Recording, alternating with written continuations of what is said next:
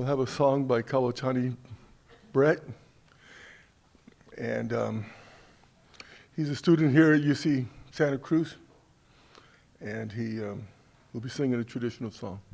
Oh.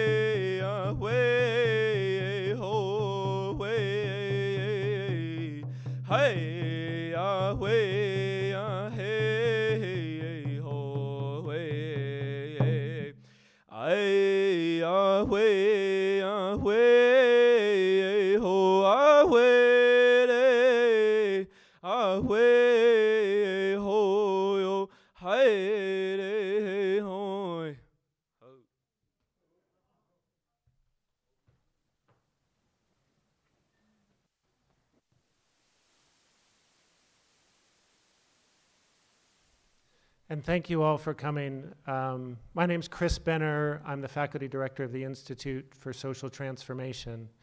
And before we get started, or really to start our event tonight, I'd like to ask Chairman Lopez, Valentin Lopez, the chairman of the Amamutsan Tribal Band, to come up and lead us in an acknowledgement of this land where we're gathering and the people whose land it is. Chairman Lopez, to you.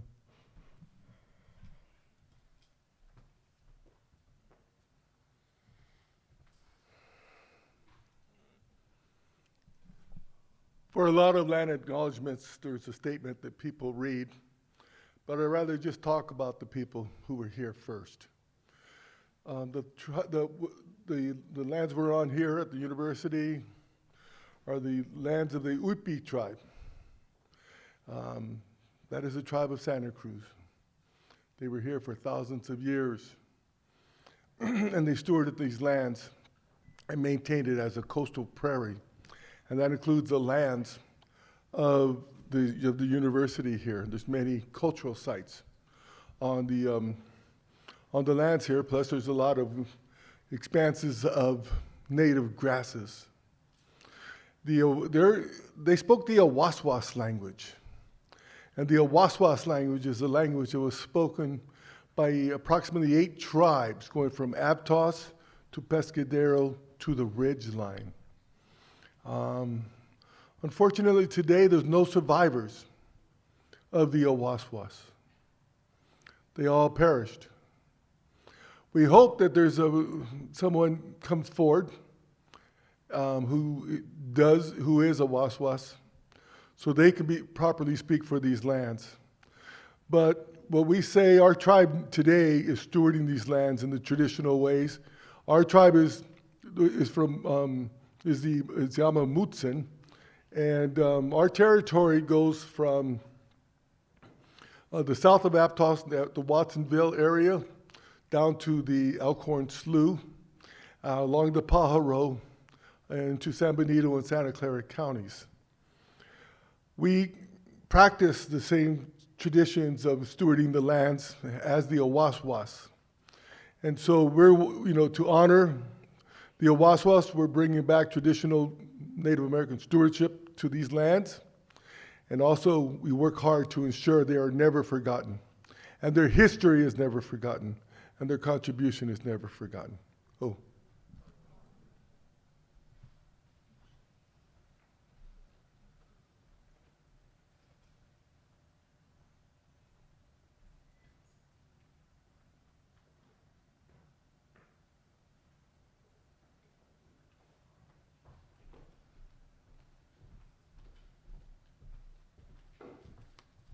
So, good evening. I'm Kyle Eischen. I'm the Assistant Dean in the Social Sciences, and it's my pleasure to be here tonight in lieu of the Dean who had a family situation that she couldn't get away from. I'd like to start by thanking Chairman Lopez for that wonderful land acknowledgement and to get us going this evening.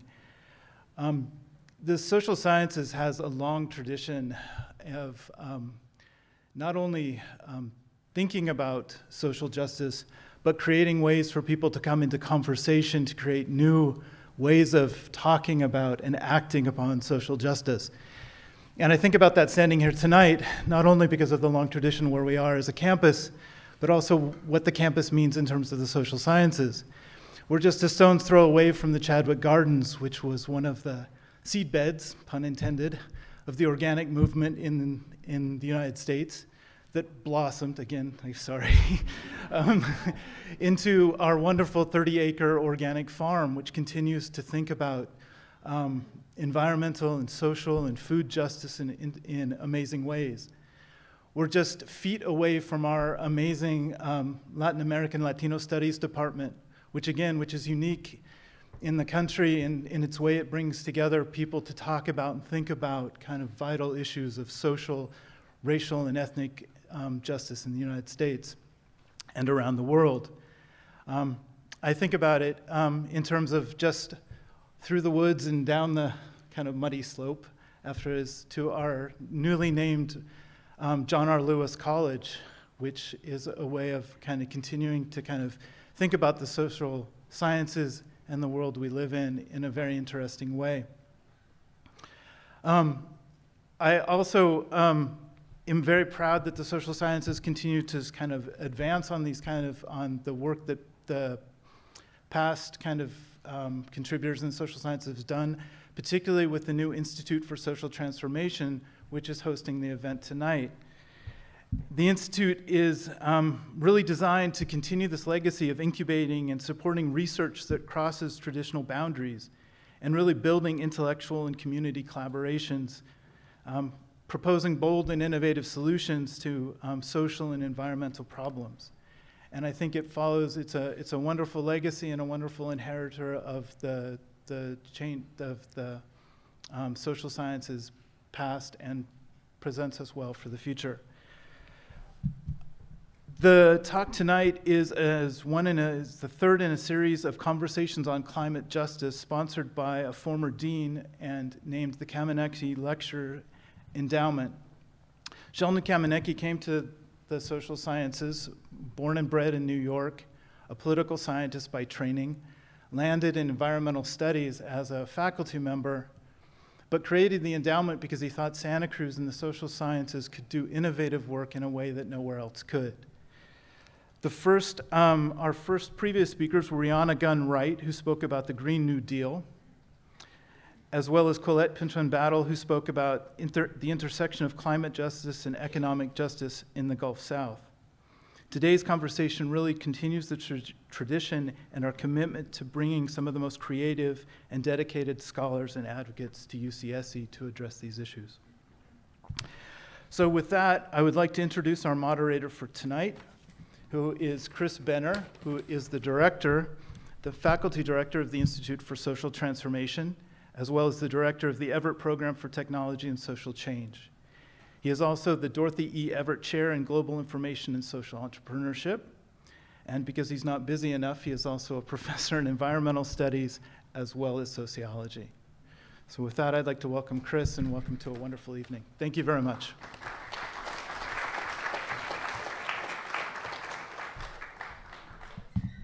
Great, thank you all. And thank you both to those of you here in person and then those of you online. We had almost 900 people register for this event online, so there's tremendous interest in the topic today. Yeah, that's worth a clap, right? And as Kyle said, this is an annual event which really is in the mission of the Institute for Social Transformation to connect scholars on campus with people making a difference in the world and community scholars beyond the walls of this campus. And In this Conversations on Climate Justice, we bring organizers, advocates, policymakers, people really in the front lines and leading the fight against climate change and really building solutions for a more regenerative economy and ecology and world to live in. The event tonight, we're very honored to co-sponsor with the American Indian Resource Center and the People of Color Sustainability Collective at UC Santa Cruz. Please give them a big round of applause. We're so appreciative of your work on campus. Thank you. And I really want to thank all the people who made the event tonight possible, the staff of the Institute, the staff of the AIRC, and students and others involved in the People of Color Sustainability Collective, Merrill Cultural Center, where we're gathering tonight, Learning Technologies, who's filming the event tonight, and all who help make an event like this possible. It's clearly a collaborative and community effort to make it happen.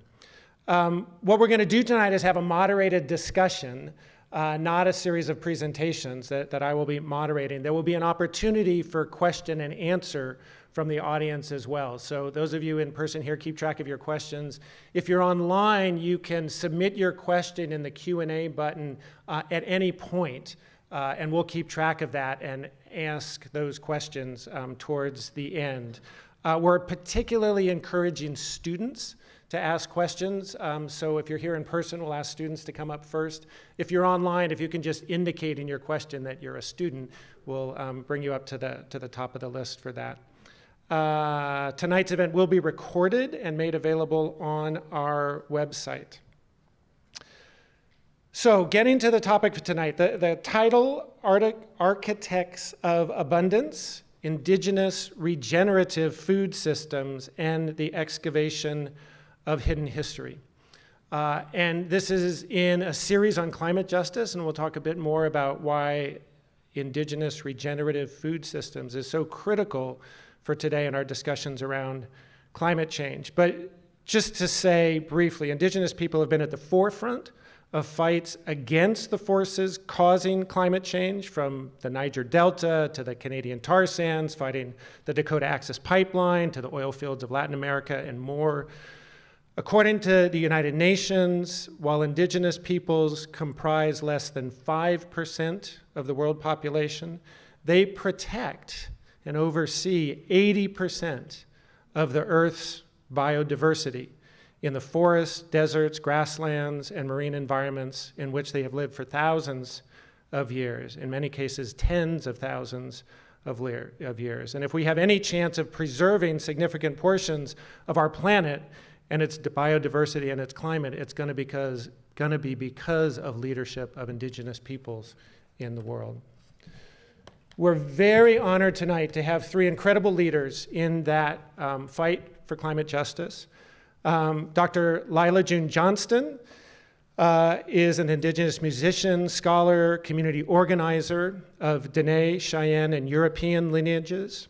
Her research, and I encourage you all to read her dissertation, which is online, open access.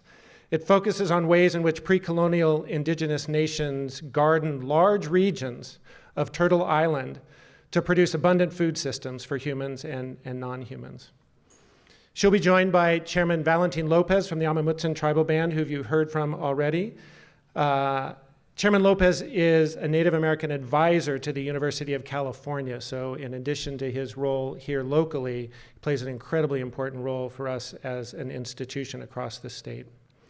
And Brook Thompson is a Yurok and Kuruk native from Northern California. She's a water rights activist and an environmental studies PhD student here at UC Santa Cruz. Super happy to have her with us here, where she's studying how indigenous knowledge can be better implemented into California water policy. And to start, we'd like to invite Lyla to perform initially, and then we'll ask our other panelists to come up to stage as well. So Lyla, over to you, please.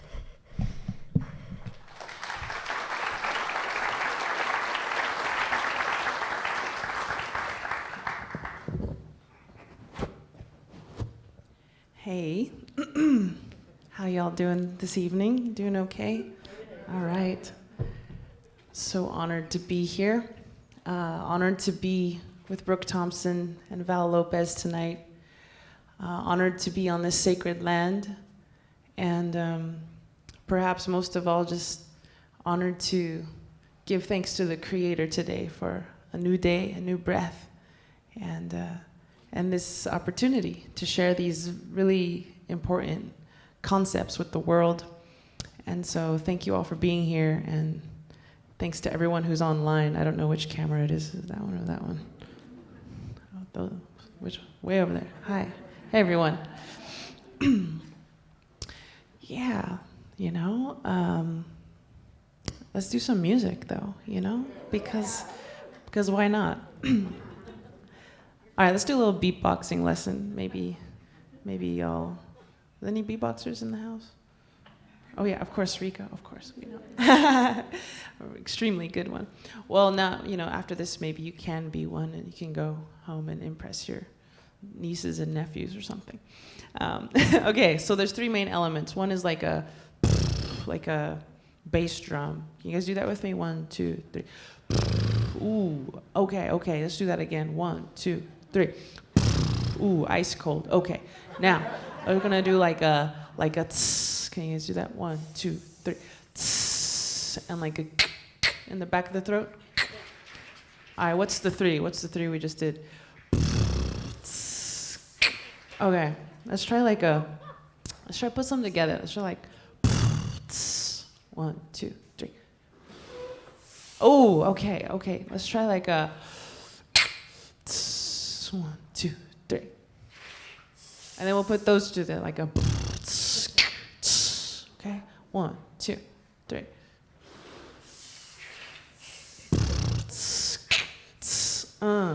Okay. Now let's do like a. Let's try like a.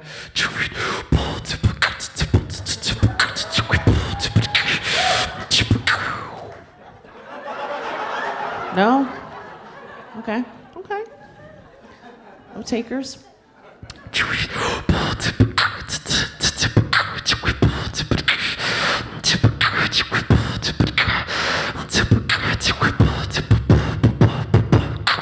We were all given sacred duties to this land.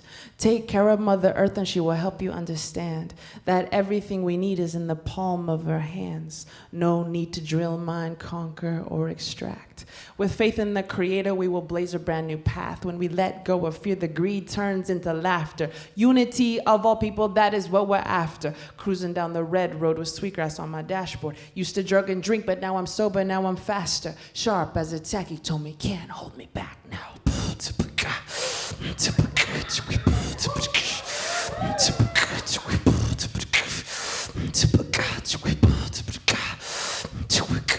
I just want to build a new world for our children. With love, prayer, and unity, this nation is rebuilding. Up from the ash of genocide and division. Red, black, yellow, white as one, that's the vision. Every race participates in this new beginning. Sacred is the masculine and sacred is the feminine. Infinite, indigenous, continuous, deliberate. Nothing can stop the people once they got their intention set. Some people say that the land can be owned. Some people say that the land can be owned. But deep in our hearts, we know that isn't so, because we don't even own this flesh or this bone. We can't take it with us on the soul's journey home. The only thing we own is the lessons that we know.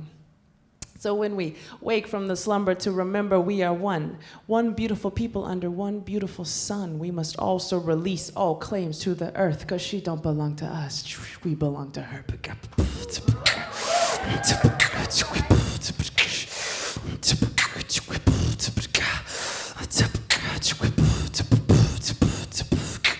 Mother Earth was meant to be a place where we could learn. We pray to Sapa for a blessing on the world. We practice Satyagraha because violence doesn't work. We pray for those who are injured and those who injure.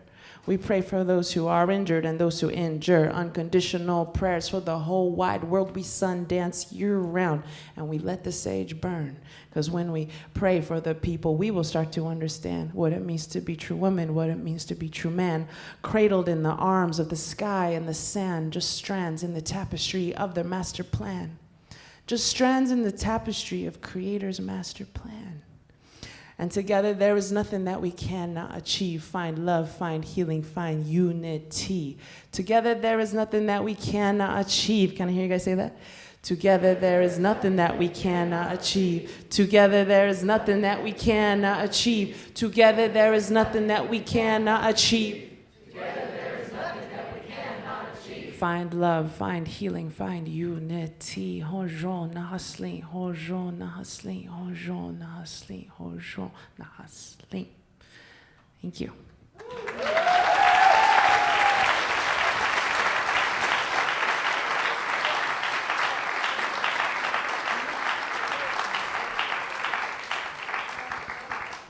So yeah, just so grateful to be here, and I think we're gonna get into more of a academic discussion, but also not, also from the heart a lot too. But yeah, they wanted me to share some music, and I wear many hats like most Native women do. We're doing a lot of different things. We're called to a lot of different fires, but yeah, so, and then I'll sing one more at the end as well. But yeah, I'll hand it back to you, Chris.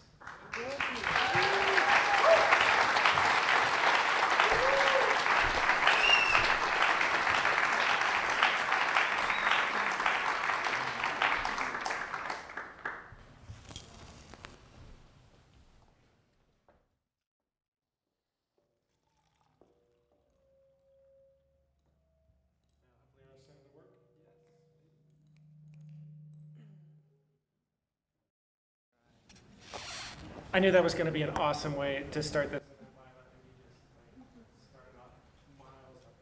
Greatest expectations, really appreciate it. We want this to be a conversation, so hopefully we can get discussion going back and forth. And actually the first question I was going to ask you sort of answered in that spoken word performance, but I'll just mention it, which is like drawing some dots together between, you know, climate change and regenerative land practices. So just plant that as maybe something you want to talk about. But you've made an argument in your work about so much of indigenous history in this country has been hidden, it's been erased, and recapturing that is so important.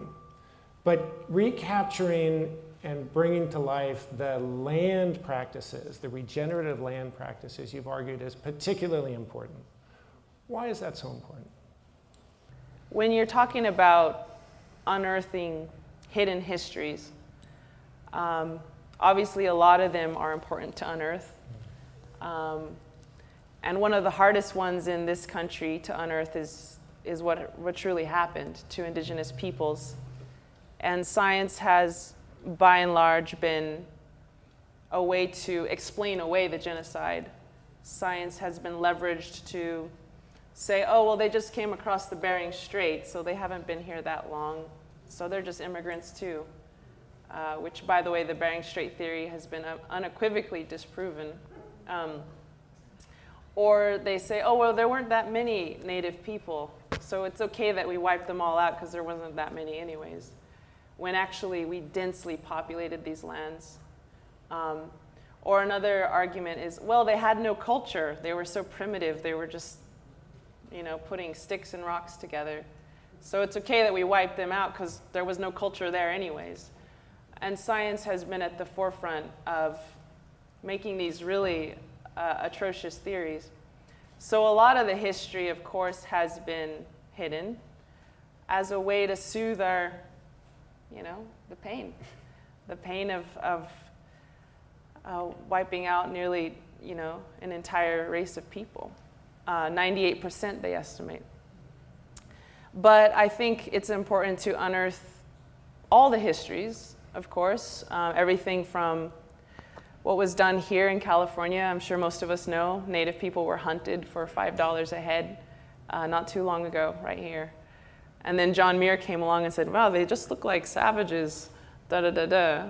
They're in this dirty savages in this pristine wilderness. And he's writing, John Muir is writing this as they're being hunted and they're on the run. It's like, yeah, we might look a little raggedy, you just killed all of us. So it's important to unearth those tough histories, right? The ones of violence and and brutality.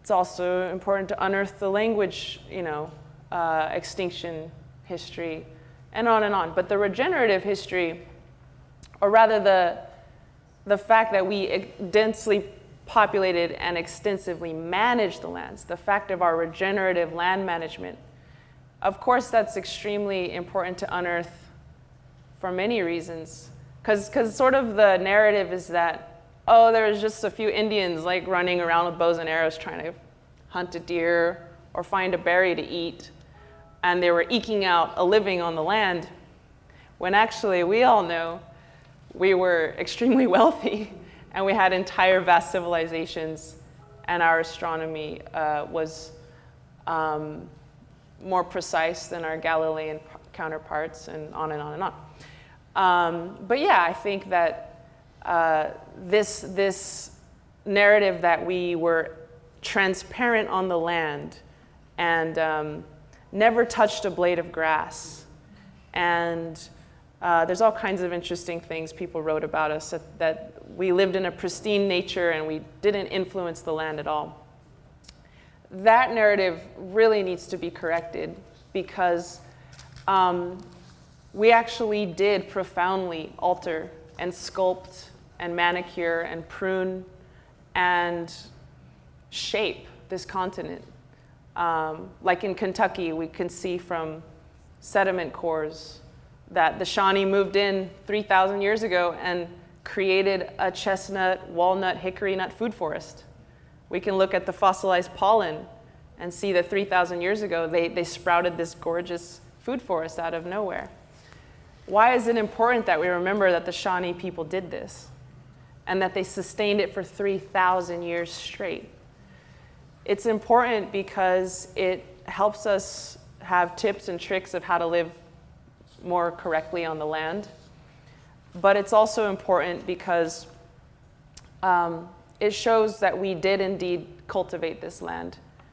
And I can get into the Lockean law stuff now. That's part of what I want to ask you about. Yeah, this yeah, whole yeah. notion of terra nullius and Sure. the So- ways that settlers really, deliberately erased that history for particular colonial purposes. I wonder if you can walk us through that. Right. So basically, John Locke and Thomas More, they were these English guys in Britain. And they were really fascinated by how they could make private property a thing. So they're like, how do we explain how this piece of land is mine? Because they were Christians and they knew that Creator created it. So they were trying to do these mental gymnastics. So they said, well, it becomes a man's property when he puts his labor into it. Because if he plows the fields, then the land doesn't belong to him, but the labor did. So therefore it's his. So Lockean law, which came from Roman law, if you use the land, it's yours, basically. So when they saw all these native people using the land, burning it, clipping it, manicuring it, pruning it, cultivating it, technically by their own rules, we owned the land.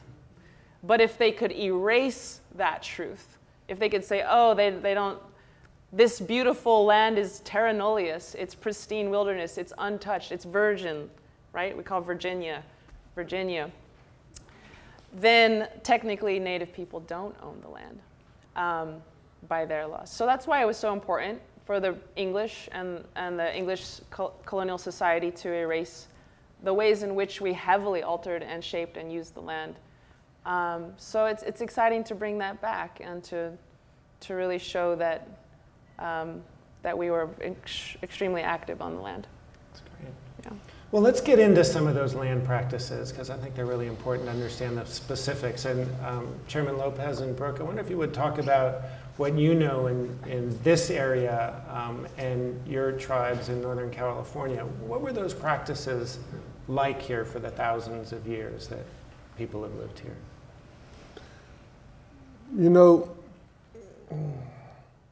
When the early explorers passed through California on the ship, they looked at the land, and they recorded in their journals that it was a beautiful mosaic of different colors of different plants and trees. And they were just in patches. you know. And they said that it was a park-like setting. And they thought that that right there was just random, just coincidental, just the way it happened to be. They did not recognize that indigenous people had been stewarding and caring for this land for thousands of years. And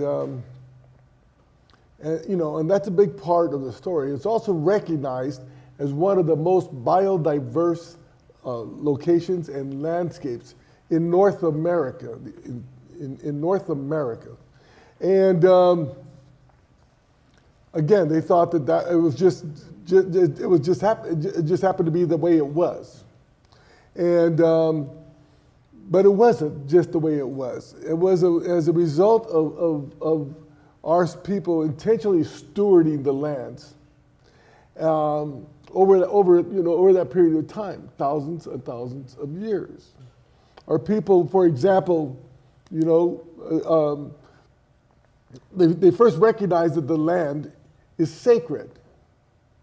And so they have ceremonies, and they have prayers, and they have ways of collecting materials. It's a reciprocal relationship that we have in the plants. They recognize that the plants and the wildlife and the fish and the water and air are our relatives. And where that comes from is that the Father is Father Sky, Creator. You know, and that's and our mother is Mother Earth. That's who feeds us. That's who provides for us. That's who takes care of us. So looking at it that way, you know, all that we see, the birds, the wildlife, the trees, the plants, the fish, they're our relatives because we have the same mother and we have the same father. And they, you know, and so the way that we take care of our relatives, you know, our children, our newborns, our grandparents, with the love and the care and the patience, etc. That's the way we need to take care of all of our relatives. And that's the approach our people had to caring for the environment here. They also learned a lot of other things, like say, for example, the use of fire. Fire was seen as a gift from Creator.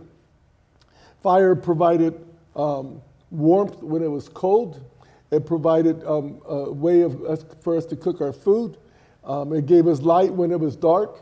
Fire is sacred, and we use it for ceremony, and we use it for prayer. But then fire is also an important tool for managing landscapes. So we would burn the landscapes, and that would keep it open. And then they would burn frequently. They would burn every 7, 8, 10 years, you know, at those intervals. And when you burn at those intervals, you do not get those high fuel load buildups and stuff like that. So when you burn, you get a really low intensity burn that doesn't burn hot, that won't start the trees on fire. Maybe Doug fir, you know, some Doug fir, but mostly does not start the trees on fire. And it just creeps along. It's not a raging fire. It just kind of creeps along the ground, and it's easy to manage. And so our people did fire. And so when you do fire, you know, like our seed plants, you know, the shells on the seeds are hard, and they need some kind of disturbance many times before they will germinate. So when you run that fire through, it would soften the seed. And so after a fire, you get a really high seed production. And so that, you know, and that's the way to take care of the birds, other seed-eating animals. And that's the way we took care of those plants, because at times, our diet would be 40% seed. So we're taking care of our food resources for us and for others. You know, and then the second year growth, you start getting these shoots coming up, and those are the preferred foods for the grazing animals. You know, in the third year, you get a bunch of your plants, and they all had a purpose. And there was a real balance in that. And then, and then whenever they do the burn, the whole cycle starts over again. That's the way our ancestors stewarded the lands. Also, whenever they would collect and gather, you know, the seeds, they would just take a small amount. I've heard them say that they would get a plant, give it a little shake, take those seeds, but leave the rest of the seeds there. They would leave the seeds there for future production of seed plants, and also leave it for the animals and others to use. You know, and whenever we collected shellfish, we collected all the shell. You know, when you look at here are shell mounds here in California. When you look at those shells, they're all basically the same size. You don't have little ones, you don't have big ones, they're all the same size. So our people, when they were harvesting, they were all harvesting the same size. They leave the bigger ones to ensure the species survives, for the breeding part of it. And they keep the younger ones, they let them raise it to maturity before they would take them. So, our people had those kind of stewardship to ensure a sustainability and stuff like that. When I hear regenerative, all I hear is, let's restore indigenous traditions. And Brook, what about in northern, yeah. I mean, these practices have some similarities in all sorts of places across, our whole continent, but the particularities are really important too. What can you tell us about Northern California and particular practices there, what's now called Northern California, your Yurok and Kuruk tribal areas? Is my mic on? Check 1, 2. No? Yes, okay. Oh, I feel like I'm just looking up to the heavens, like my mic. But yeah, so I'm from the Yurok and Karuk tribes in Northern California, and if you don't know where that is, it's on the Klamath River in Del Norte and Humboldt County area. And to kind of get to the question you're asking, I first want to address how I got here at UC Santa Cruz. Please. So I was protesting at Standing Rock in North Dakota against DAPL, the oil pipeline that was being put in across the Missouri River, to help support the indigenous peoples there in the hopes that they would one day help support us in our river concerns on the Klamath and to be there for my relatives. And it felt so clear what we were asking for with the safe water, with these safety checks, and understanding that not putting this pipeline in and having alternatives would be better for everyone, and not just indigenous people, but the communities downstream if a leak was ever to happen. And it felt like we were asking for these specific things to happen, but also when they're, and also at other protests I've been to, it kind of feels like screaming into a void sometimes. Like, I'm saying what I need, but where does those decisions get made, and who's listening or who's not listening? And so then I applied to go to Washington, D.C., where I took classes in politics at George Washington University, and I also got to be an intern for the Senate Committee on Indian Affairs and work on in federal water policy. And I got to sit on the other side of the table from tribes who were asking for these different resources and needs, and then be able to be like, okay, this is what everyone else on the committee and these politicians need to hear, or this isn't what they're hearing. And also just to say, like, my background's in engineering. I have 2 engineering degrees in civil engineering. And engineers and lawyers do not talk well to each other, and they don't talk well to the public. So that's one of the things I learned. And coming from the science background and then into politics, I was like, okay, these two should be meshing really well, but because there's this disjointment in communication, that's what encouraged me to apply to this PhD program at UC Santa Cruz and work in interdisciplinary areas. I'm learning a lot of big words while here. To try to find some of these solutions to the science side, because it'd be great to just be a scientist, but in reality, it's going to require this politics to come hand in hand. Because one of the things I learned in DC was about water law and about how beneficial use works, which mainly means that one of the ways we get water rights in California is through beneficial use, which is allocated by who's been using the water the longest. And for me, when I hear that, I'm just like kind of what you were saying with the farming. I'm like, why don't Native tribes own all the water? Then, like, what? That makes no sense to me. And so that's why I feel like I'm putting myself in these positions now to have these questions and try to figure out the answers, because I know a lot of people in my tribe also don't know the answer to why that is. And going forward, how can we start to step back and really think about how we were erased from the history and the land and the legislation and the science? Because my tribe's been doing water management since time immemorial. For example, with the salmon runs here, I have a little salmon to demonstrate. That was one of our main food sources, and we managed the different run times. So we have the spring salmon runs that we manage that would give us food right after winter when it was a harsher time, that was really fatty and helped sustain us. And then we had the fall salmon runs that would help us later in the year. And then after that, I have a little lamprey here too. We'd have the lamprey who are fatty and oily that would also help us through the winter times. And so these essential fats, proteins, vitamins, and relatives we help manage to be available all year round. And we had certain practices like letting the first salmon go. So we'd catch the first salmon of the season and let it go upstream. We wouldn't catch the first fish. And understanding our worldview is different when it comes to plants, animals, and how that helps with management techniques. For example, like say this cup of water. In my language, I wouldn't say this is a cup of water. I'd say it's currently being a cup of water. And so my entire language is, what is it called? Active verbs. And so we recognize everything as having a being. And when you think of salmon, redwood trees, canoes as having their own being and plants having their own being, it changes our perspective on how we manage them into not that they're just a resource for me to take, but they're my relative, and if I help them out, they're going to help me out. And so we have this mutually beneficial relationship. And like what you were saying about the seeds, for example, my tribe was hired to help with there's 4 dams being removed on the Klamath River out of 6 right now, yes.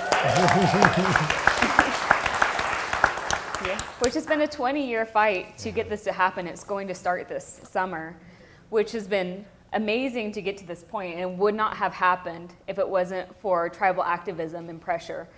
But there's going to be all this land that opens up from draining the reservoirs, and the tribe's helping collect seeds to replant native plants in that area before invasives can get in.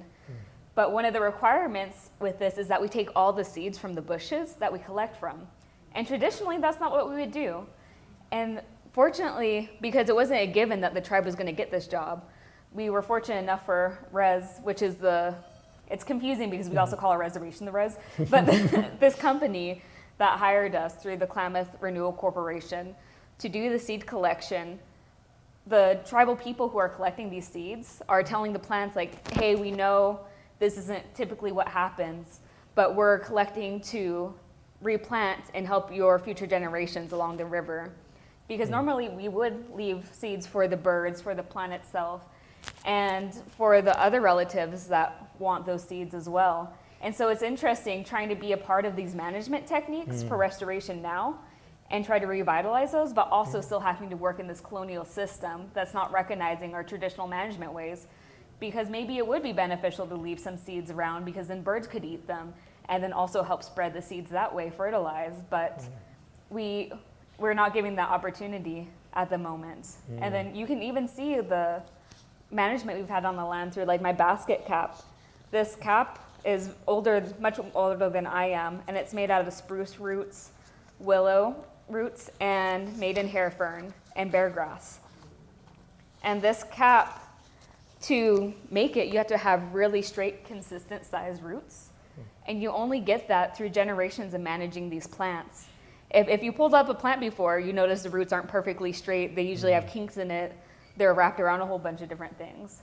But to get this type of basket material, it shows that we've been managing the same plants and had a relationship with these plants for generations. So not only me managing the plant, but my ancestors managing the plants and the salmon. And so for me, it's a connection that I know these plants, I know these salmon who knew my ancestors, and I can feel my ancestors' love through the management of those plants and animals so that I would be healthy and so I could continue to protect them. That's really powerful. Thank you for sharing all that.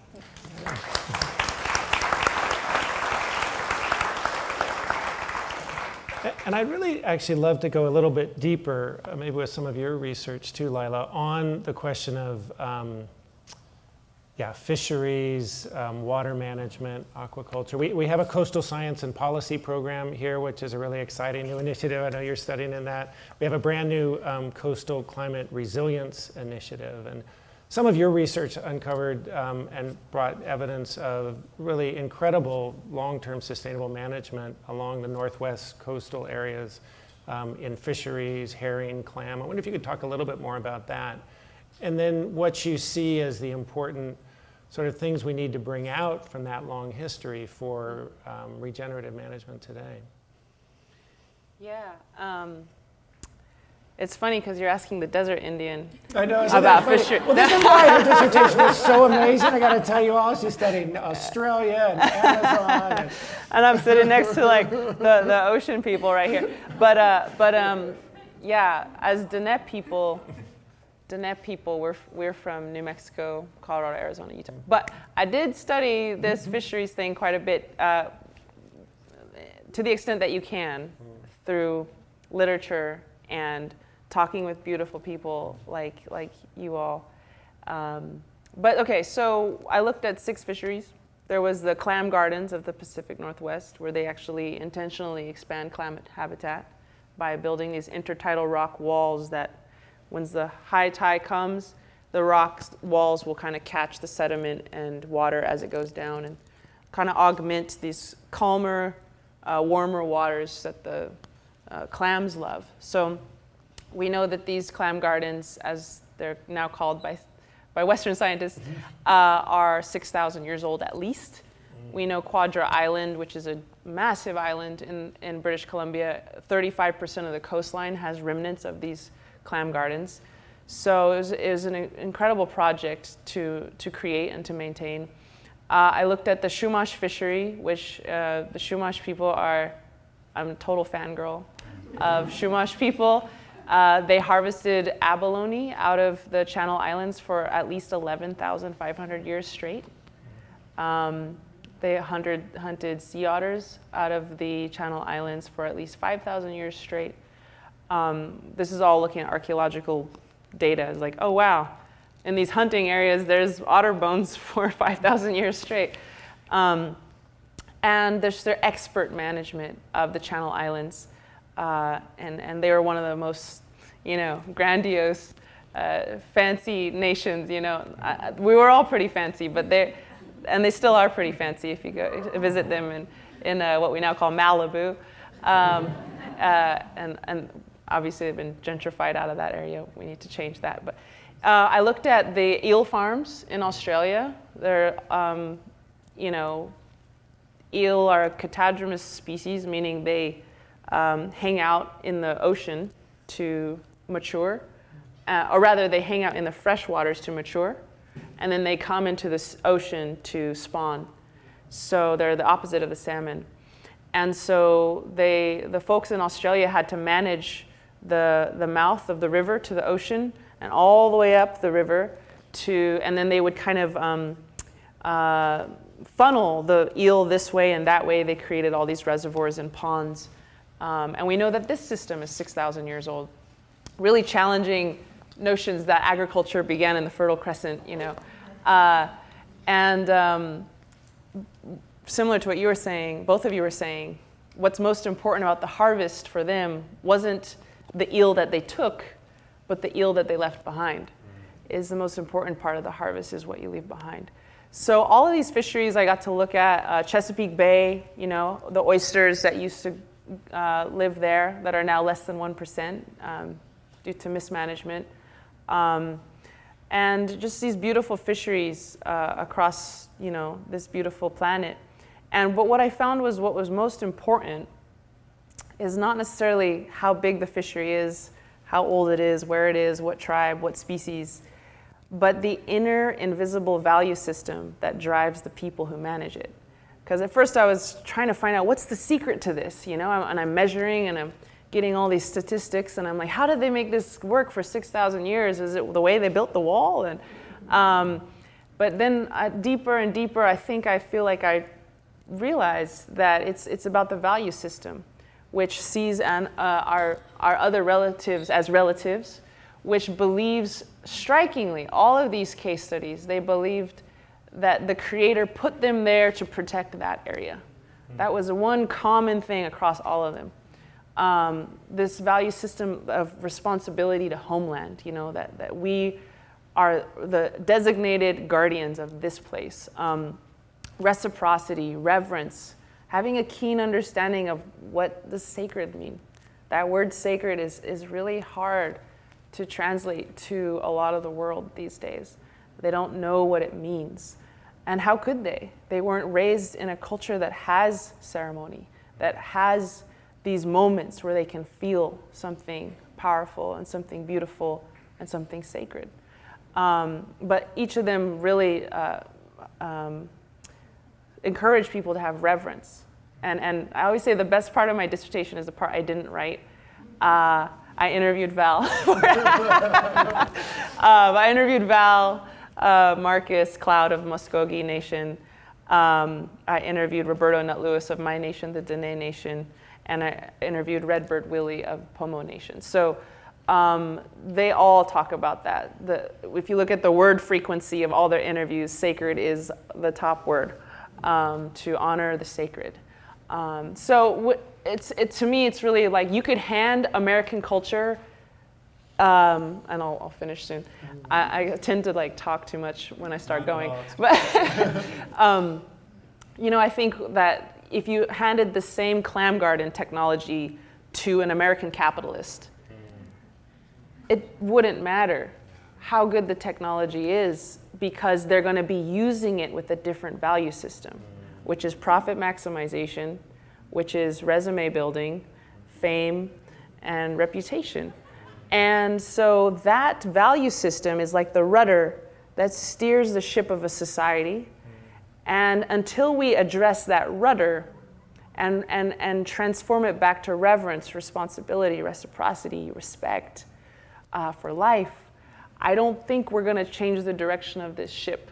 We can have all the green technologies in the world, but until our heart is healed, I don't know if we're going to really go anywhere else where we're going.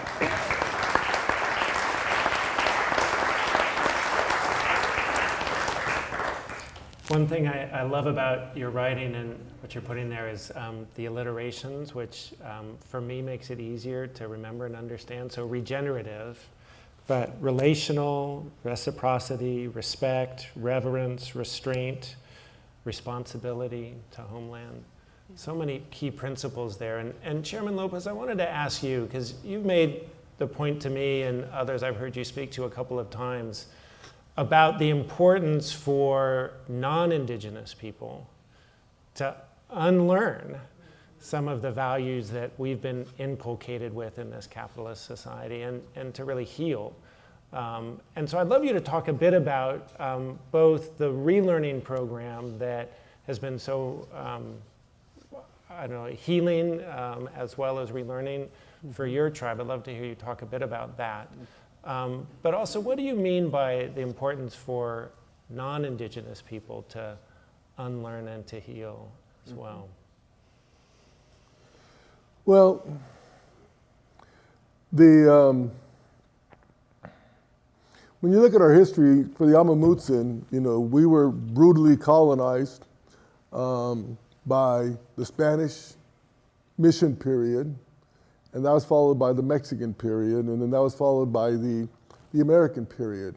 And that lasted for over 100 years for us. It included slavery, brutality, rape, and all tribes are the same. I mean, we're not any different than any other tribe. Rape, forced labor, and death. And as Lyla said, the death rate of our people was at least 98% and probably higher. I mean, it's amazing.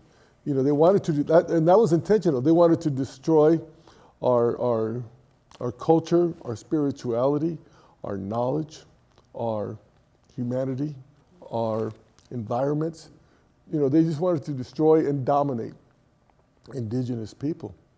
And part of the papal bull, the doctrine of discovery, it said the Indigenous people must assimilate and accept that they will have to live in the European way. I mean, this isn't the exact words, but they have to accept and become citizens of the country that conquered them, and they must accept Christianity. And if they didn't, they were to be killed.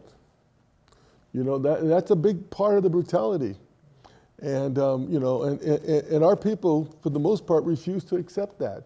And that's why the death rate at Samuel Batista 26 years into the mission system, over 19,000 of them had died at the mission system. 84 tribes were taken to that place, at least 84, and 19,000 people died. And, and then when we started our land trust, the elders, they said, they came to a council meeting and they said that our creation story tells us that it's our responsibility to take care of Mother Earth and all living things, and that's a contemporary term. That's not the term our ancestors used, but to take care of Mother Earth and all living things, and we have to find a way to get back to that, and we try to find a way to get back to that. But when we got a call from Pinnacles National Park to come on in and talk to them, about it, and they offered us to work with us and to help co-manage Pinnacles National Park.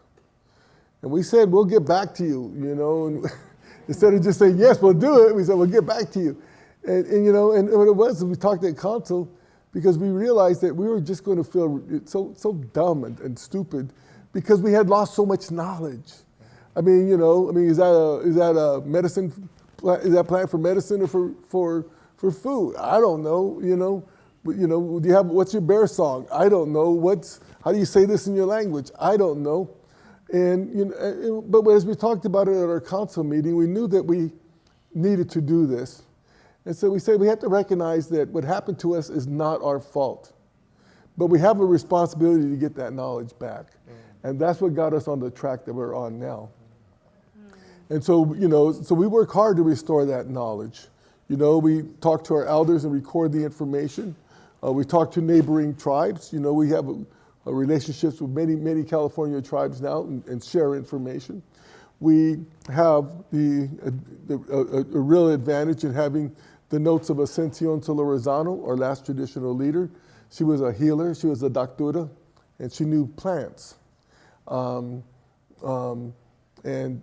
just before her death, J.P. Harrington from the Smithsonian Institute, he was an ethnohistorian, he came to talk to her, and they left, it's estimated, with 28,000 and 78,000 pages of anthropological field notes.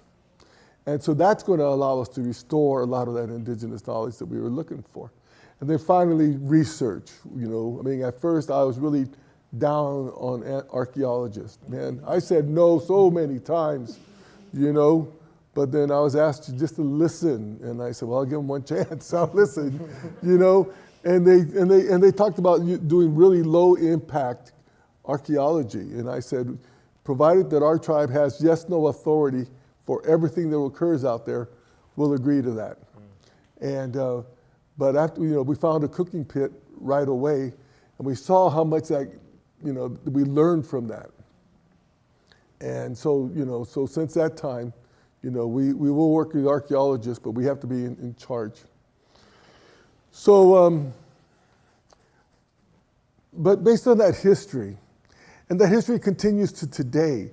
They can't teach the truth at the schools about our history. No one talks about our history. They allow the universities to keep the remains of our ancestors and to keep materials of our ancestors and to operate on lands that were stolen from us. And then they also have laws in the books that allow the destruction of our cultural and sacred sites every day. Where I'm going with this is that we have wellness meetings. Our tribe has wellness meetings to recover from historic trauma. We talk about our culture, our spirituality. We deal with difficult issues that are problems with our tribe, like addiction, suicide, rape,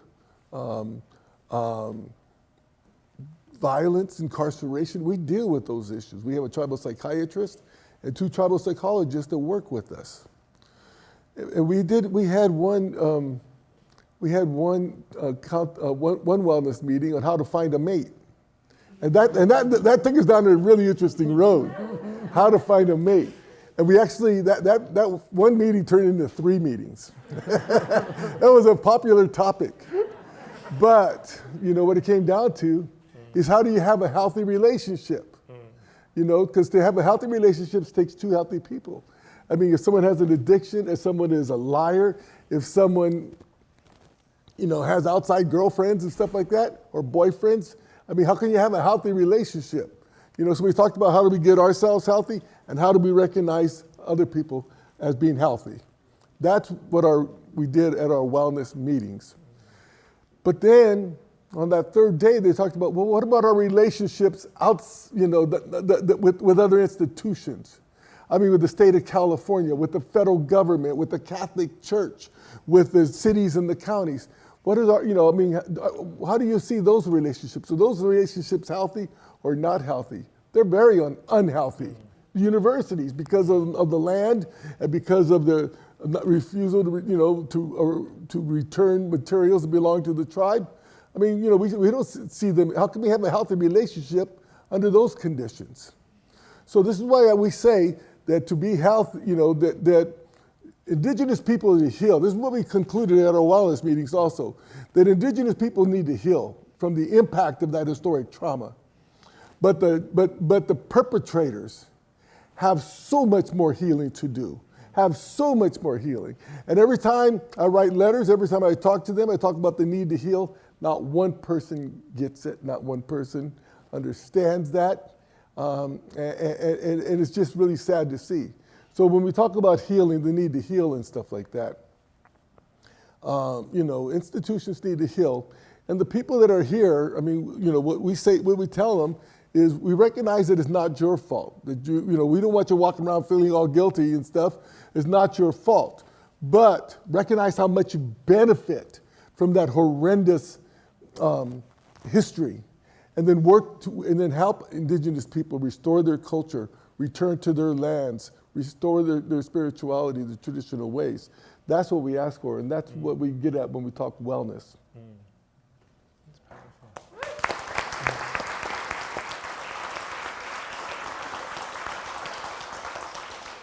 And Brooke, I wonder if you could pick up on that, because I think part of what we're trying to learn how to do and struggle with is how do we get these Indigenous practices and knowledges extended and expanded for Indigenous peoples, but also in these other institutions, the state of California, water policy, international climate negotiations and water negotiations that I know you've had some involvement in.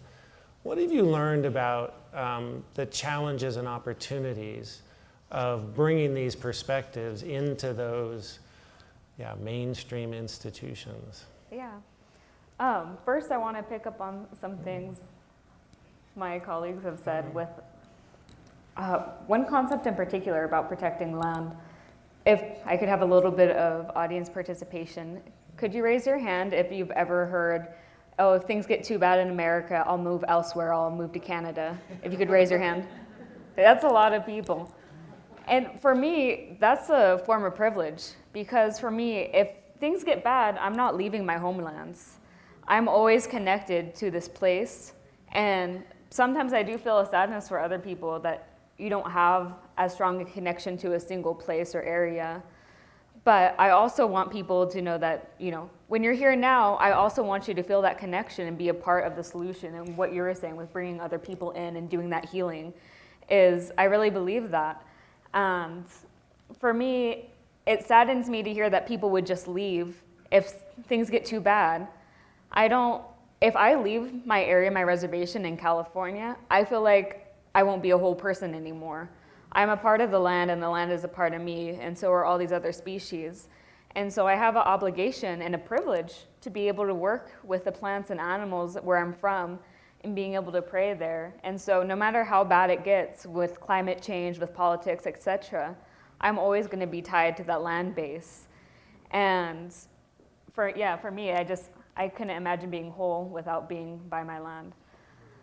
But when it comes to this progress about how we continue to incorporate Indigenous knowledge and traditional ecological knowledge into the state and these institutions we talked about, one of the things that I've seen concern for is continued colonization through extraction of data.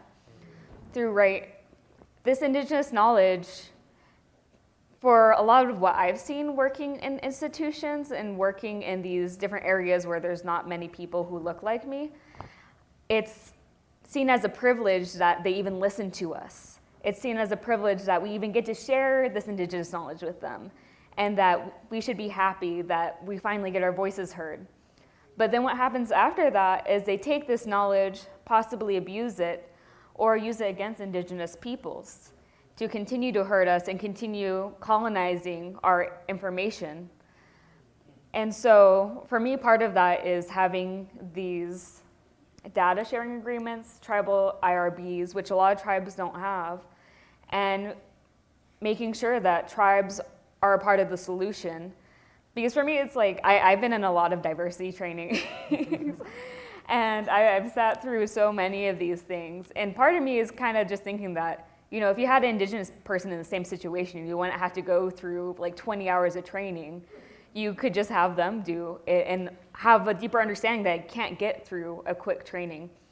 And so for me, it's having Indigenous peoples at all levels of decision making, not just giving information and then expecting it to help us somehow and being extracted from us without understanding the spirit behind it. One of the things you said really resonated with me. I said, Dr. Lyla June, that's so cool that you're a doctor.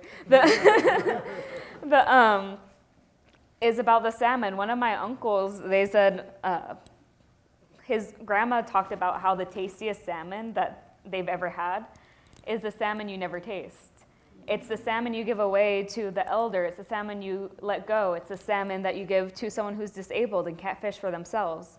That's the best fish you'll ever have because it feeds your spirit. And without our salmon, we can't pass down that culture and that understanding. And so traditional ecological knowledge is not just about the hard science and facts, but it's also about the value system and our understanding and perspective of the world that makes it all work. Because you can't separate those two things and expect it to be successful. And that's one of the reasons I've been involved with the United Nations recently. I was at the United Nations, it's called COP, and it's their climate change conference in Egypt recently in November. And next week I'm flying to New York to speak at their water conference and do Indigenous methods debates there. So we'll see how that goes. I'm a bit nervous, but I shouldn't be, but I really like debating. We should get a debate going sometime. But it's not just also enough to be at that conference. There's another level there to get behind the closed doors, to get to the actual negotiations is different than getting the delegation pass, which is already really hard to be there. And so I would like to see not just Indigenous people and young Indigenous women and people from different intersections specifically at that conference, but I'd like to see more of us behind those closed doors and the negotiations, actually talking to the leaders and being those leaders who are guiding how we're going to continue with climate change as people who are some of the most affected by it, but also have the solutions towards it. And so that's one of my next goals in between writing the dissertation, so we'll see how it goes.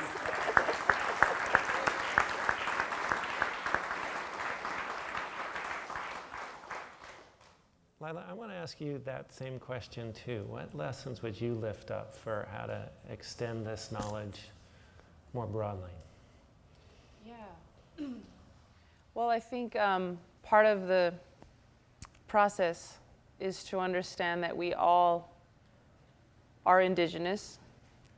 We may not all be Indigenous to where we're standing, which is an important distinguishment, but we are all Indigenous to somewhere. Or in my case, like I'm half European, half Dene. So I'm like Indigenous to like multiple places. And so tapping into our own Indigenous roots, no matter who we are. I was just talking yesterday about how Queen Elizabeth ordered a decree that every Irish harpist should be hung. And the way that our brothers and sisters of Africa were trafficked and the Indigenous roots that were ripped away from them or tried to rip away from them in that trafficking here and the brutality of slavery. Or our brothers and sisters from Asia, which I know is a huge continent that can't be summed up in one word called Asia. But there's so much diversity there. But the ways in which they are pressured to be more American, to lose their languages, that those roots are important too. Our brothers and sisters from Australia, they've been there so long, and they're such a precious people, and they refined their sciences so deeply.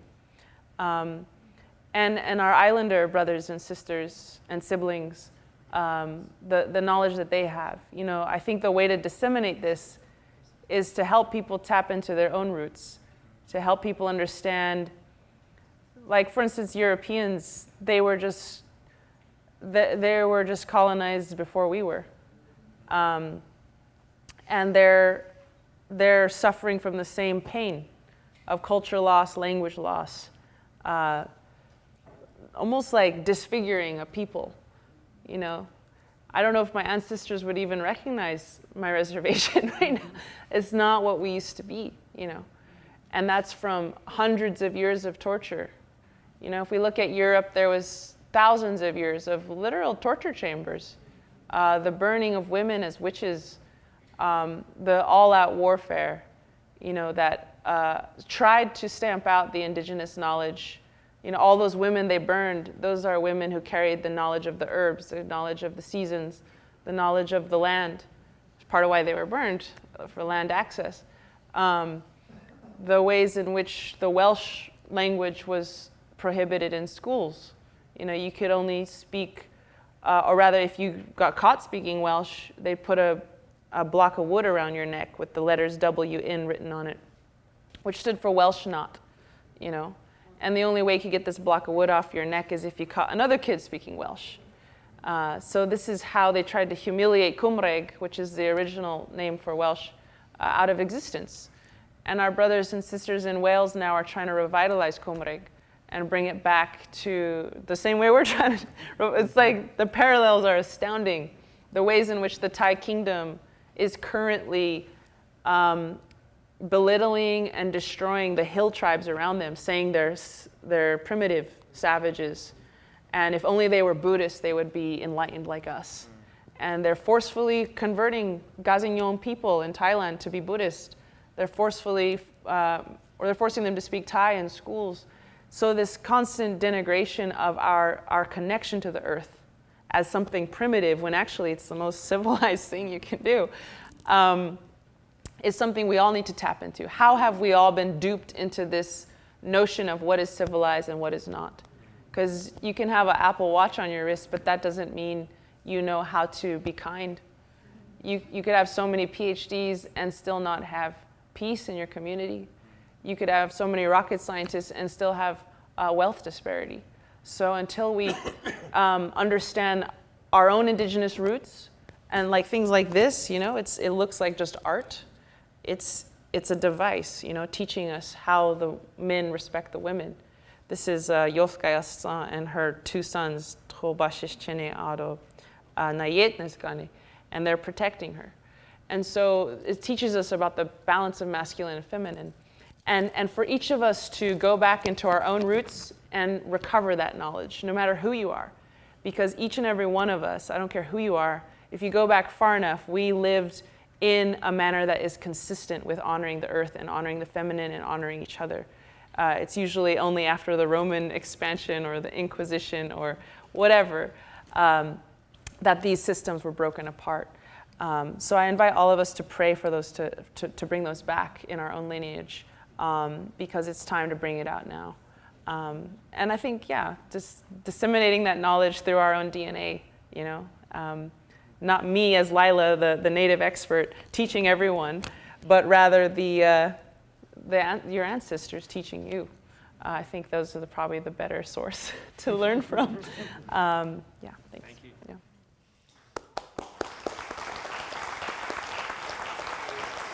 So I want to open it up to the audience for question and answers. We have a couple of people with microphones. Hopefully, are they out there? Who has microphones? And if there's a student in the audience who has a question, we'd love to have you start. If you could raise a hand, we'll bring you a microphone. There's a hand right here and then one in the back. So we'll do a couple here in person and then turn to online.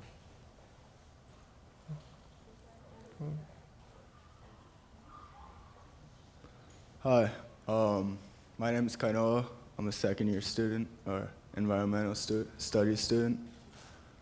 And I was wondering, what would each of your biggest accomplishments in fighting climate change would be, and how did you accomplish it?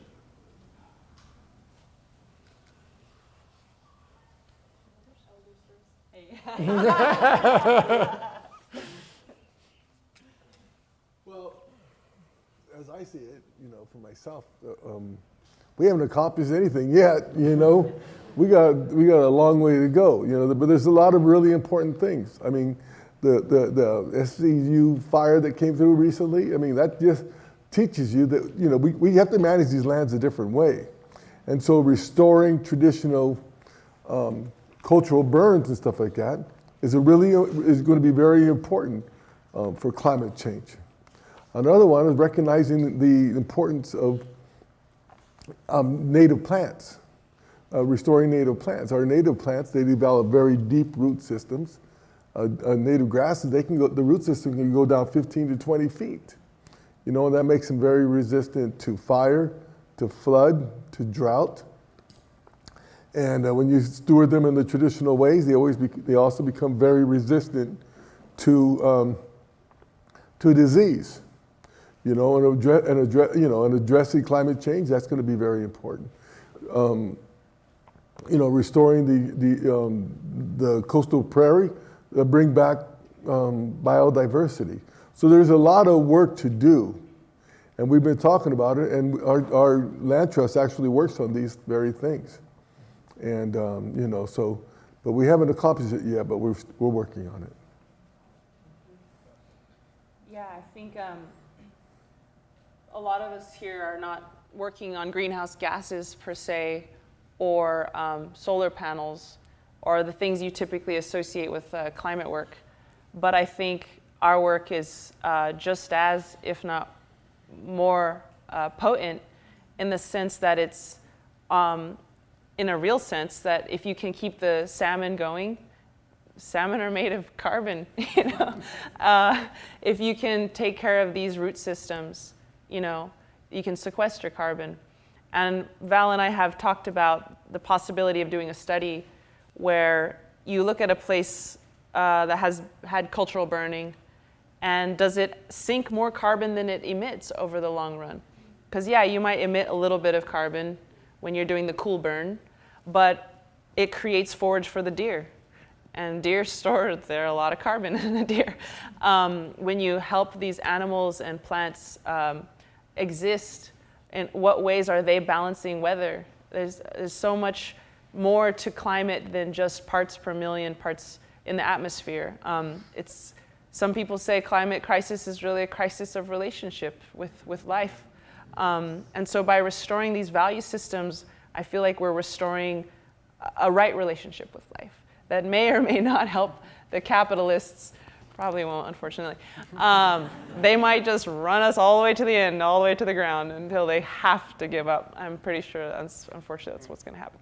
But when they do, they're going to get burned bad, and it's going to give them a deep lesson of like, okay, that didn't work. Let's not do that ever again. But anyways, also looking into the ways that cultural burns prevent catastrophic fire. That's a whole lot of carbon that does not go in the atmosphere if you are taking care of the land such that catastrophic fire is prevented. And so it's a really fascinating topic, the ways in which indigenous regenerative land management mitigates climate change. I'm sure there's people in this audience who would have really interesting answers too. But I do believe that taking care of the tissues of the earth, taking care of the waters, taking care of the fires and the seeds and the soils does have an extremely great impact on the climate change. Even if we look at the degradation of soil systems, this regenerative agriculture movement, is great, and we've already been doing it a long time. It's not a new thing. But if you look on Dene-Bakea, a lot of that desert is just sandy, dry. There's not a lot of grass growing anymore. My elders say when they were children, the grass would grow to their hips. The grasslands used to be so much stronger, even in the desert.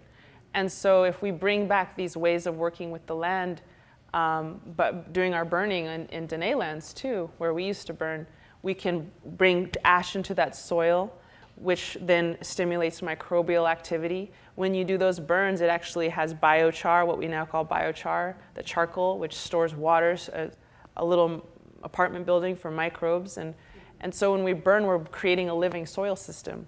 And that creates all kinds of foundations for other living systems that sequester carbon. So it is an interesting question that, frankly, I'm looking forward to hopefully being able to answer better. But the ways in which our land management practices does mitigate climate change, I think, is really important. Probably the most important way is, like I said, shaping that rudder, helping to shape that rudder of our society to have value systems that are actually going to work for life on Earth. Yeah.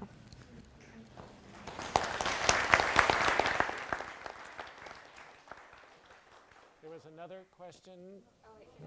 Oh, I was going to give you first shot at the next one, and you can answer. Oh, you have an answer for this? Okay, just go for it. I'll be quick. But for me, my number one contribution has been learning my language. The Yurok language, my grandfather was the last native speaker of it, and it was illegal for us to speak the language for many years. And so around when I was born was when he was allowed to reteach it again. And there's so much information about stewardship, relationship, and worldview in the language that it completely changes the way I think about the world compared to what I've understood from Western views. And I would say having a good understanding of language, whether it be your own or learning another's language, really helps with understanding the world and other people's viewpoints. Because when you think in a different language, it tells you a lot about the words you have or don't have. And so for me, having and being able to keep and pass on that knowledge means that if I teach others Yurok, that knowledge of how to keep the world well and how to keep the earth in balance will get passed on as well. So that's been my number one contribution. Ooh.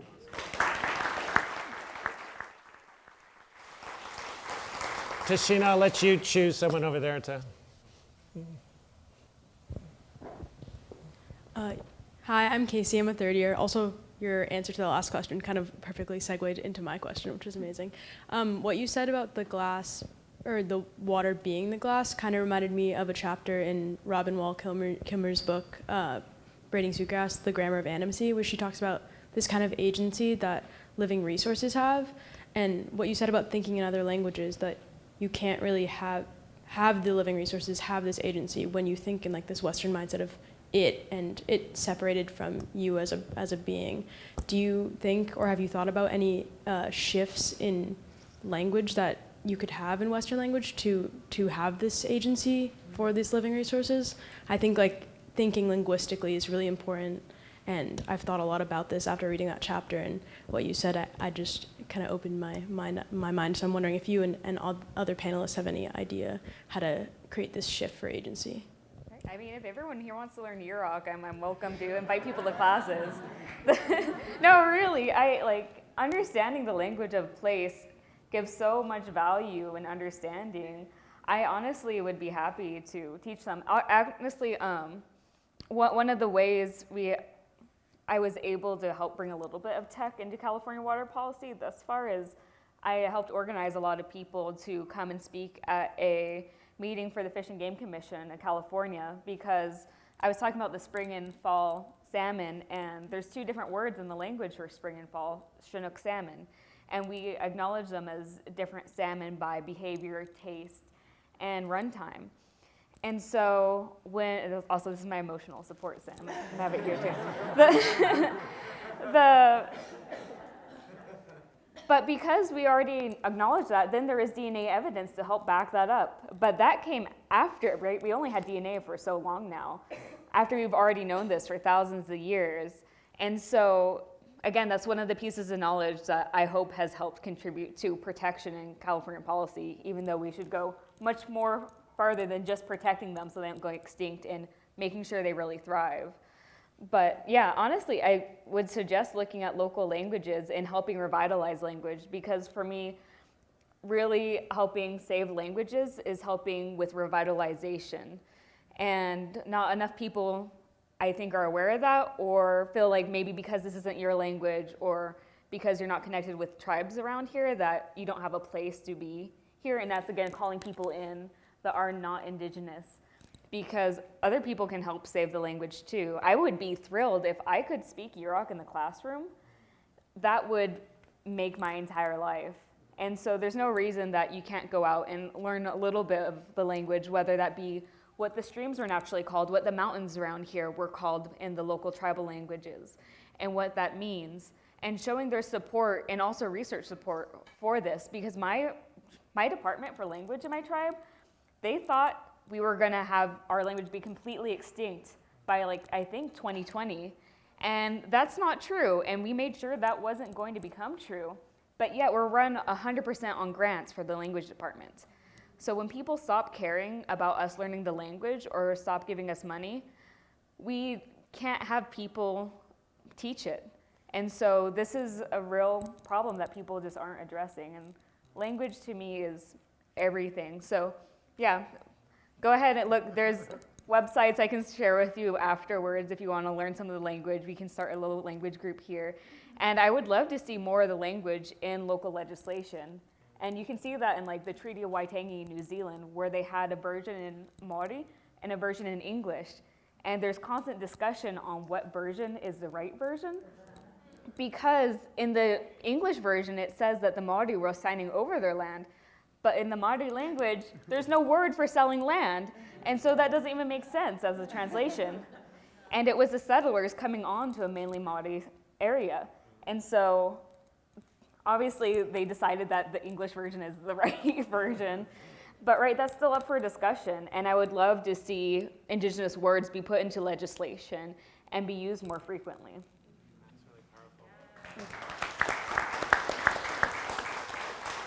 powerful. We're going to have to wrap up pretty soon, but I want to see if there's any questions online. Jen, see this. So someone asked, how can we help to heal the relationship in the area that we are in locally? They say that they teach ethics around plant medicine relationships, and they want to uplift Indigenous and First Peoples values. So what advice would you give to them or to local people here? Thank you. Chairman Lopez. Well, you know, at our wellness meetings, what we've learned from our psychiatrist has worked with Indigenous people for over 30 years on healing from historic trauma. And what she says is the most important parts of healing is to tell the truth and to tell your story and the impact of that history on you. Those are the most important things. And then, as I said earlier when I was talking, you know, I think that get to know the local native tribes of your area. Know whose land you're on. You know, every morning you wake up, you put your feet on the ground. You're putting your feet on ground that is stolen. You know, say a prayer. Say a prayer to the ancestors who are here. You know, tell them you're sorry for that history happening. You know, but then work yourself to take care of those lands and learn how to take care of it in the traditional way. That's it. You know, when I was talking to a 4th grade class, I told this story last night at dinner. But, you know, I was talking to a 4th grade class, and at the end we had a Q&A, and this little 4th grader, she stuck her hand up, and then she asked, "What can we do to help?" You know, I go, holy moly. You know, a little 4th grader asking what can they do to help. But I saw that as a really beautiful and important question. And I thought hard, you know, and what came to me, and I said it, was I just asked her, "Do you like butterflies?" And she says, yes, that kind of excited her. Yes, I love butterflies. And I says, well, go to the library and find out what native plants butterflies like. And plant some of those plants in your backyard. And the butterflies will come to that plant and they'll come and visit you. And then talk to them, and listen to them and pray for them and learn from them. And they will teach you and you will teach them, And I says, and the same is true. Find out what the bees like, what the hummingbirds like. Find those plants and put them in your backyard. And that's how you start. Because I've thought about this a lot. How are we going to change this? I think for most adults it's too late. But if we start at 4th grade, if we start with the children, that's where the hope is, starting with the children.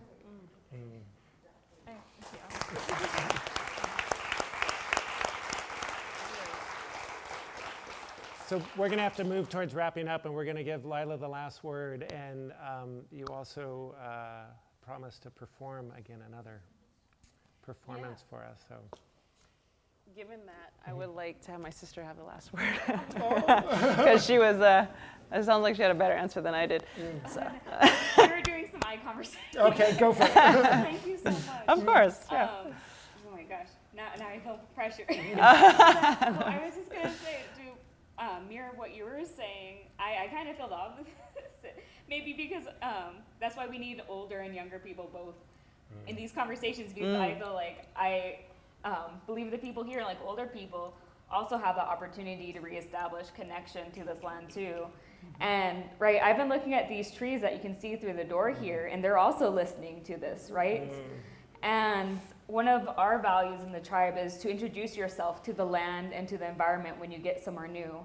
And if you haven't done that in the place you've already been living, I would love for you to go out as a practice, or since I'm in school, as homework, to go out and introduce yourself to the land you're on, to where you've been living, to the campus around here and the trees, and really get an opportunity to learn some of these specific trees. Because I know that sounds a bit cheesy, but that's how you start to recreate Indigenous knowledge, is by observing these trees, having a relationship with a specific one, and understanding, when is it doing good? When is it doing bad? Has it grown this year? What are the differences on the day-to-day basis, and why is that? And how can I help foster that relationship between me, this tree, this plant, this bird that I see on campus? And taking some time, and it's even hard for me as like someone who's borderline Gen Z to stop watching TikTok enough to like just look at birds or trees for a while, but reestablishing those connections. And each of us here has the ability to do that, and probably the responsibility to do that in the land we're on. And really, each of us can be these knowledge holders as well. Because maybe we can't have these overlying assumptions about the entire forest, but you can know a single tree better than anyone else and be the expert on that tree and be a good relative starting now. But yeah, thank you.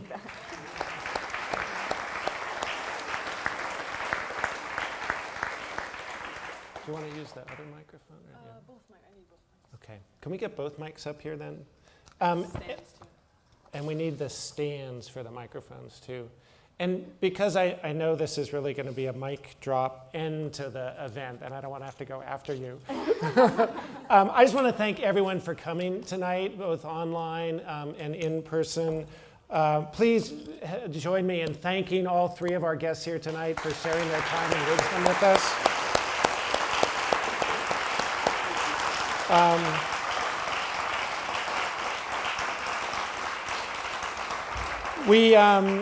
Lyla will be selling and signing copies of her book out in the lobby afterwards. You can also buy it online. It's a collection of her poetry called Lifting Hearts Off the Ground, Declaring Indigenous Rights in Poetry.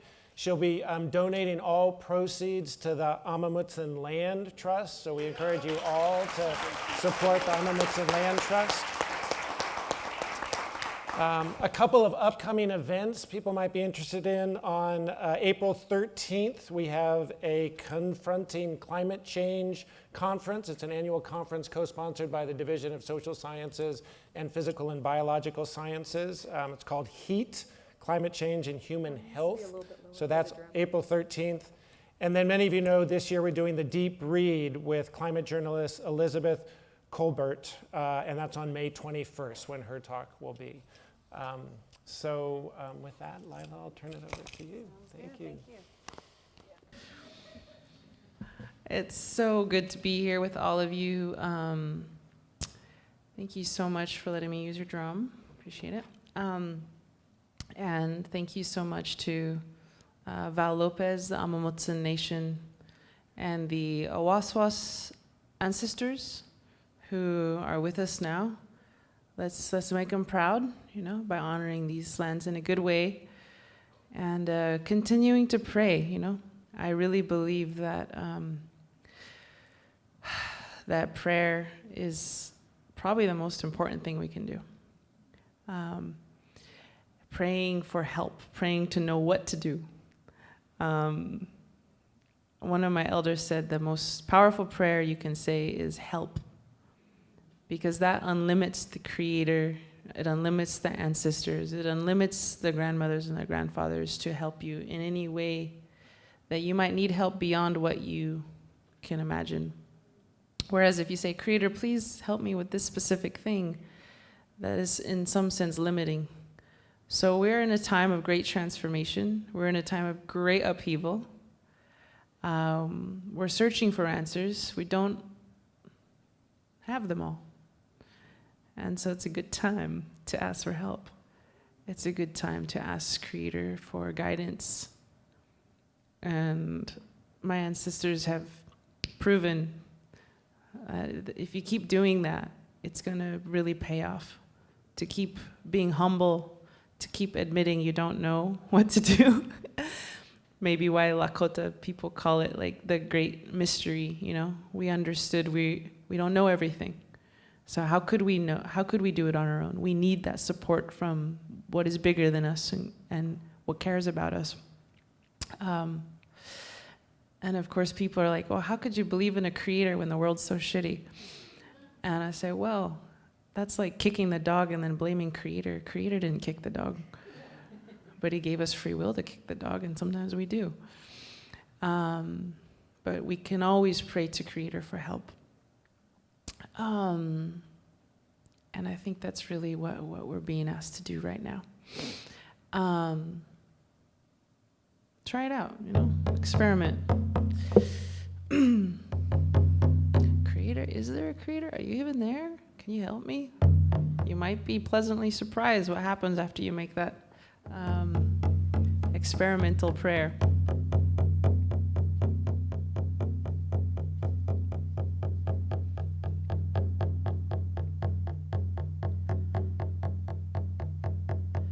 Indigenous people, shine your light, we are equal, yeah, yeah. I remember the days when our prayers were illegal. I remember the days when being Indian was lethal, yeah, yeah. Yeah, we had a rough past, but get ready for the sequel. Get ready for the glorious comeback of our people, yeah.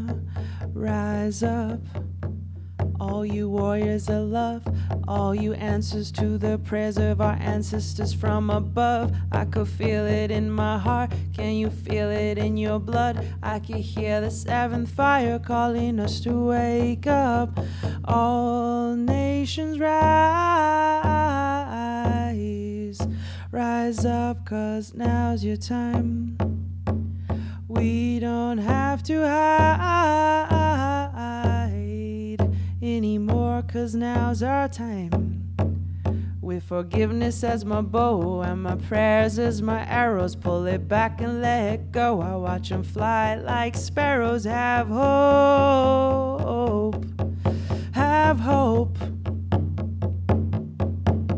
With compassion as my shield and faith down to our marrow, we will walk the pollen path even when it gets narrow.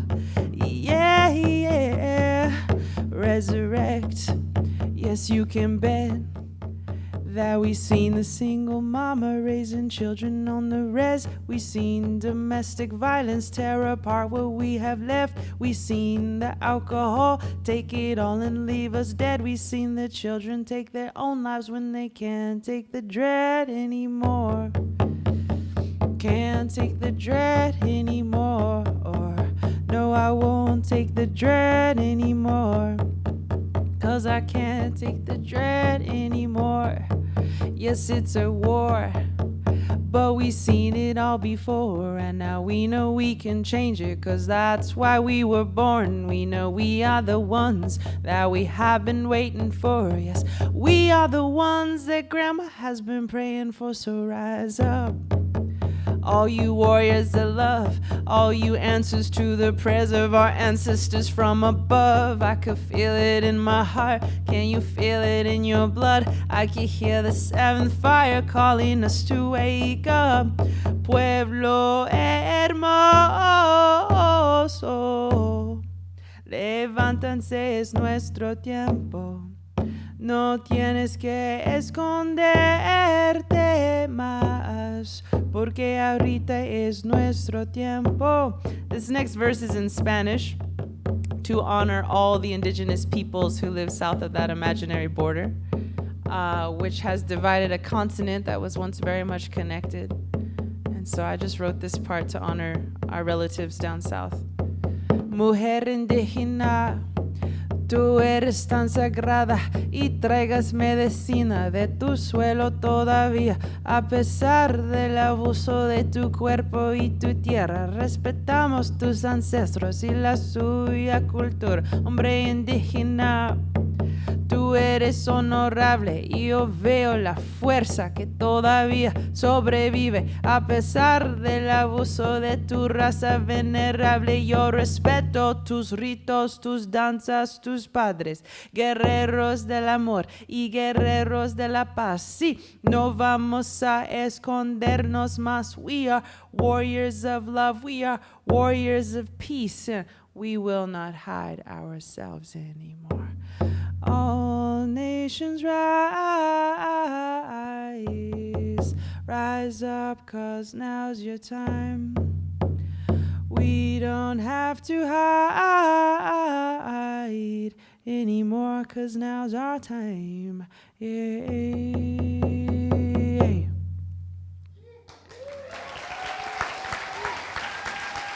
Thank you all. Thank you all so much.